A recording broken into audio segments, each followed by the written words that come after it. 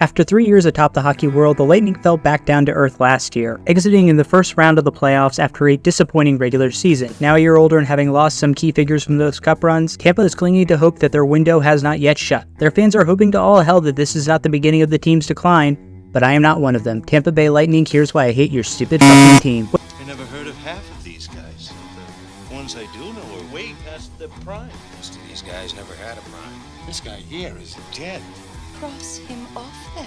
What you see before you is the roster at the beginning of a decimation. Alex Killorn, Corey Perry, Pat Maroon, and Alex Bogosian all gone. The core pieces of Stamkos, Kucherov, and Hedman all over the age of 30. Yes, their star goaltender Vasilevskiy is only 29, and Brayden Point and Mikhail Sergachev are both in their mid-20s, but this is a team that is unquestionably leaning towards the older side. Now don't get me wrong, that top line of Stamkos, Kucherov, and Point is still absolutely fucking lethal, maybe one of the best in the NHL.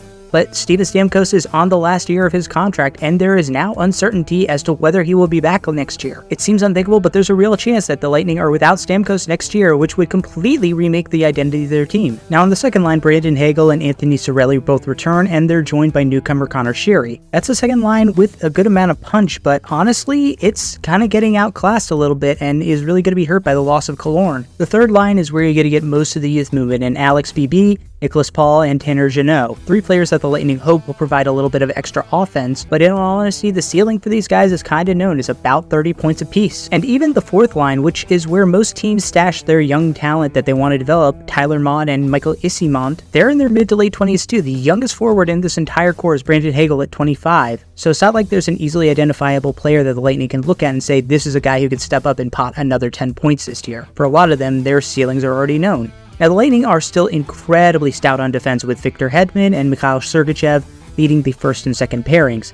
Hedman now is paired with Nick Perbix, while Sergachev is paired with Darren Radish. Eric Chernak is one of the best third-pairing defensemen in the NHL and is still quite young at age 26. He can move up into the first or second pairing if he had to. He'll be paired with New York Islanders reclamation project Calvin DeHaan. Now, in between the pipes is where the Lightning are absolutely set. Andrei Vasilevskiy is a Vezina Trophy candidate every single year. He's coming off of a quote-unquote down year when he had a .915 save percentage, and he's no stranger to shouldering a big load of like 60 games a year. As long as nothing terrible happens, the Lightning should be fine. Oh no. No. Literally, the one player the Lightning could not afford to lose just went down for an injury and is going to miss at least 2 months of the season. This is dire for Tampa Bay fans. I pray to God they have a good... Oh no! We suck again! Fuck. Jonas Johansson is maybe one of the worst goaltenders in the NHL right now. And that is not an exaggeration. Breezeball, you better be calling up every team you can think of to get their backup goaltender, because if you go into the season with Johansson as your number one guy for 2 months, you might be out of the playoffs by Thanksgiving. Anybody got an idea?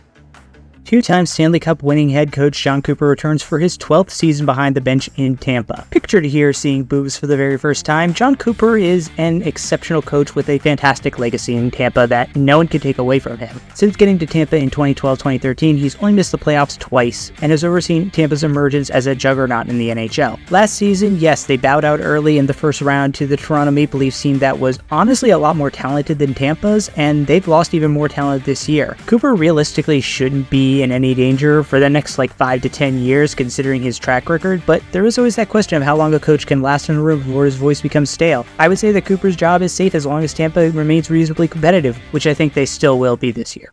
Who the hell are you? I'm the new guy.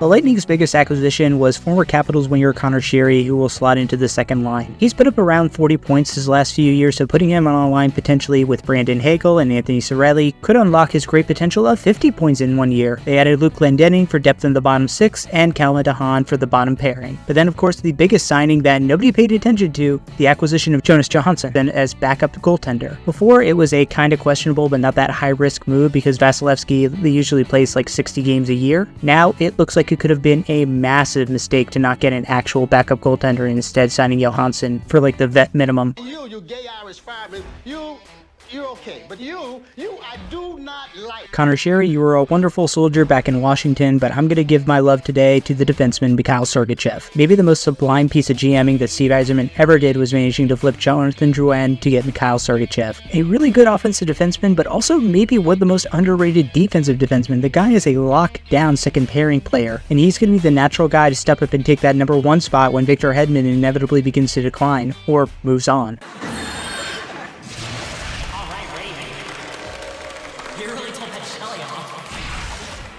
I thought it was going to be tough for Tampa to make the playoffs out of the Atlantic before Vasilevskiy got hurt, but now it is really looking dire. I mean, they just do not have a viable option goal without him, and that core is continuing to get older. While I know Lightning fans want to think that last year was just a hiccup on the road and not the first sign of a declining team, this is a team that's projected to only have 3 players aged 25 or below, and all 3 of them are aged 25. Tampa, I'm sorry, but the storm is beginning to die down. It's going to be much smoother sailing for the rest of the East.